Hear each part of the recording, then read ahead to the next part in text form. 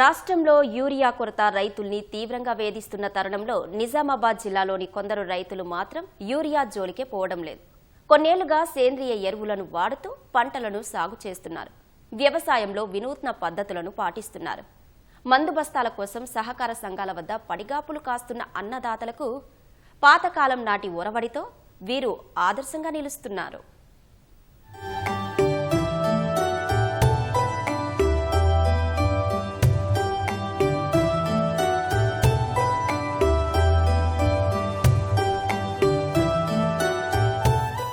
రాష్ట్రంలో యూరియా కష్టాలు కొనసాగుతూనే ఉన్నాయి. అర్ధరాత్రి నుంచే సహకార సంఘాలు, రైతు వేదికల వద్ద రైతులు పడిగాపులు కాస్తూనే ఉన్నారు. ఈ పరిస్థితుల్లోనే నిజామాబాద్ జిల్లాలోని కొందరు రైతులు మాత్రం సేంద్రియ ఎరువులను ఉపయోగిస్తూ ఇతరులకు స్ఫూర్తిగా నిలుస్తున్నారు. యూరియా కొరతకు విరుగుడుగా ప్రత్యామ్నాయాలపై వీరు దృష్టి సారించారు.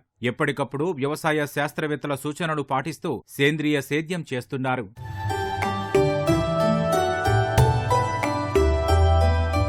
పడకల్ గ్రామానికి చెందిన రైతు రంగు దేవాగౌడ్కు 7 ఎకరాల వ్యవసాయ భూమి ఉంది. అందులో 2 సీజన్లలో కలిపి వరి, పసుపు, మొక్కజొన్న పంటలతో పాటు పండ్ల తోటలు సాగు చేస్తుంటారు. అయితే రైతు దేవాగౌడ్ అందరిలా యూరియా కోసం దుకాణాలకు వెళ్లకుండా స్వయంగా తయారు చేసుకునే వేస్ట్ డీకంపోజ్ ద్రావణంతో పంటలకు పోషకాలు అందిస్తున్నారు. అందుకు తన వ్యవసాయ క్షేత్రంలోనే ప్రత్యేకంగా డ్రమ్ములను ఏర్పాటు చేసుకున్నారు. వాటి ద్వారా ఎకరానికి 200 లీటర్ల ద్రావణాన్ని తయారు చేసి వారానికి ఒకసారి పంటలకు పిచికారి చేస్తున్నారు. సేంద్రియ ఎరువుల వల్ల ఖర్చు ఆదా కావడంతో పాటు దిగుబడి పెరుగుతోందని రైతు దేవాగౌడ్ చెబుతున్నారు.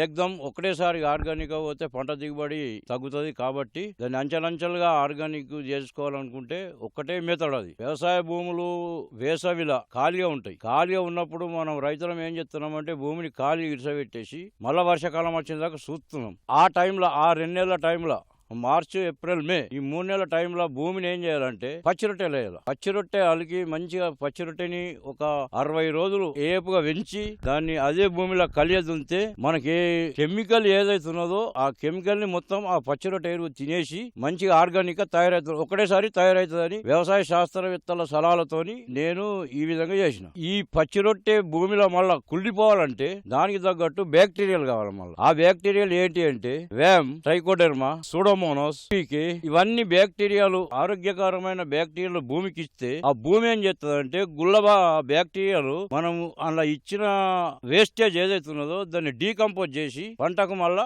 రెడీగా తయారై భూమి ఇట్లా గుల్లబారినట్టయి ఎలాంటి కెమికల్ లేకుండా భూమి ఆరోగ్యవంతంగా తయారై మనం వేసిన పంట తొందరగా మొలికెత్తి తొందరగా పంట చేతికొస్తున్నది, ఖర్చు తగ్గుతున్నది, ఆరోగ్యమైన పంట నేను పండించుకుంటున్నా. ఇదే కోవలో జైతాపూర్ కు చెందిన మరో రైతు పాపారావు గత కొన్నేళ్లుగా సేంద్రియ సాగుకు పెద్దపీట వేస్తున్నారు. ఎలాంటి రసాయనాలు వాడకుండా తన 8 ఎకరాల్లో ప్రకృతి పద్ధతిలో వ్యవసాయం చేస్తున్నారు. ప్రకృతి సిద్ధంగా వరి పంటను సాగు చేస్తుండటంతో పాటు పండ్లు, కూరగాయలు, ఆకుకూరలు పండిస్తున్నారు. బెల్లం, మజ్జిగ కలిపి గోకృపామృతం, దేశీ ఆవు నుంచి వచ్చిన వ్యర్థాలు, పుట్టమట్టి తదితరాలతో జీవామృతం తయారు చేస్తున్నారు. పురుగుల మందు నియంత్రణకు వేప కషాయం, పుల్లటి మజ్జిగ, బ్రహ్మాస్త్రం, అగ్ని అస్త్రం వంటి ద్రావణాలు తయారు చేసి పిచికారి చేస్తున్నారు. ఎరువుల కొరత వేళ మిగతా రైతులు ఈ విధానాన్ని అనుసరిస్తే ఎంతో మేలు జరుగుతుందని పాపారావు అంటున్నారు.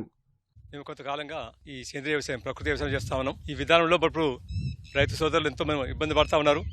యూరియా లేదు, యూరియా అందుబాటులో లేదని. మన పూర్వీకులు ఇటువంటి ఏ మందులు కూడా వినియోగించుకుంటే మంచి ఆరోగ్యకరమైన పంటలు పండించారు. అదే విధంగా మనం కూడా ఇప్పుడు ఆ దిశగా ఆలోచించే అవసరం ఉన్నది. ఒకప్పుడు మనకి ఆర్థిక విప్లవం వచ్చింది. మనకి ప్రజల కోసం ఆహారం పండించడానికి మనకి ప్రభుత్వాలు కూడా చేసేది. కాబట్టి మన రసాయన ఎరువులు వినియోగించడం మొదలుపెట్టాం.